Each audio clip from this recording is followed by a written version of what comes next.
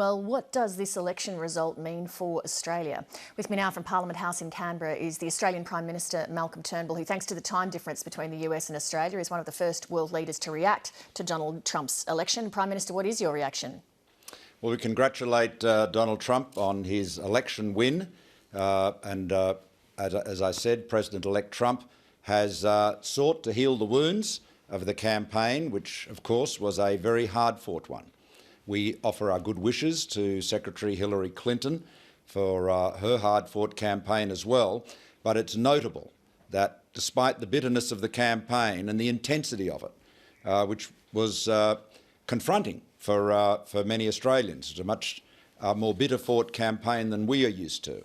But nonetheless, the first thing President-elect Trump has done is sought to bring Americans together. He's paid tribute to Secretary Clinton. He sought to set out how he will govern for all Americans, whether they voted for him or not. Earlier this year, the former Australian Prime Minister John Howard said he trembled at the thought of Donald Trump becoming the United States President, that there's an instability about him that bothers me. Does it bother you?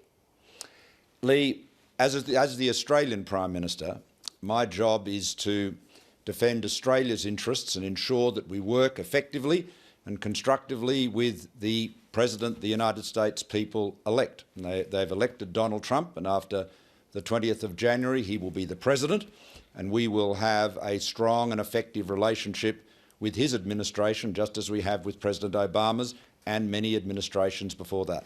Donald Trump has already indicated that he doesn't support some of the traditional foundations of American foreign policy. For example, he won't guarantee coming to Japan's aid in the event of an attack by North Korea. He has raised the prospect of withdrawing from NATO.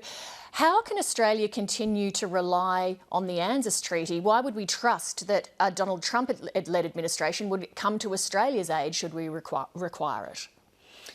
The United States will stand by its commitments. The United States administration, the Trump administration, just like the Obama administration, will act in defence of America's enduring national interests.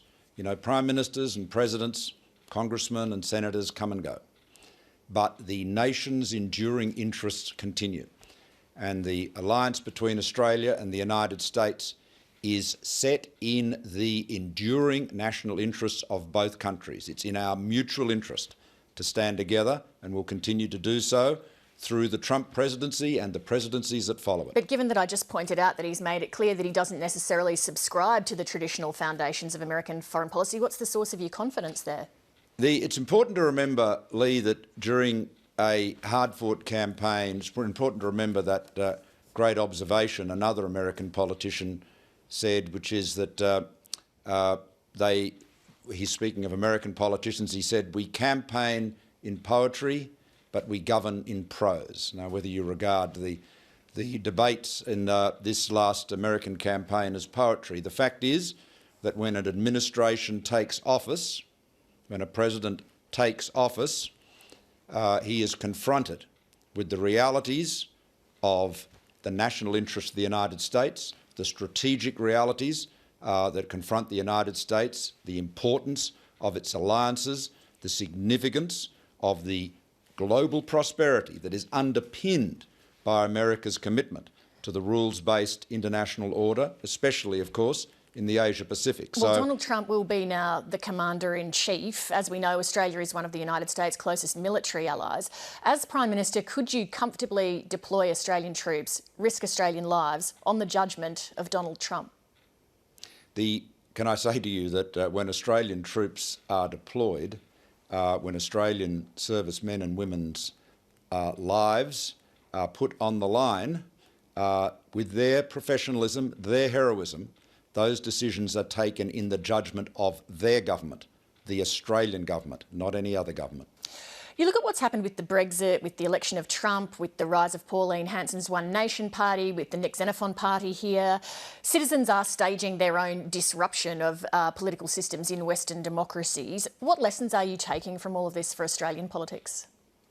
It is very important, Lee, to ensure, and I made this point actually in the United States quite recently. It's very important, and here too, of course. It's very important in this time of unprecedented change economic change, technological change.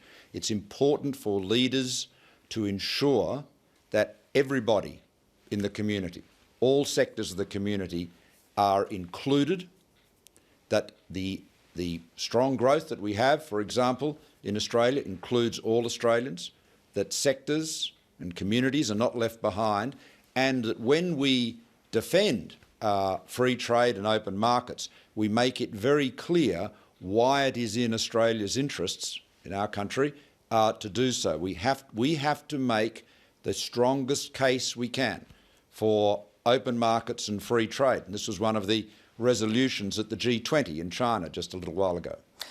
Prime Minister, it is such a momentous day in world affairs that we're sticking with US politics tonight, but it'll be good to have you on the program again soon to talk about some domestic issues. Thank you very much. It's always a pleasure. Thank you, Lee.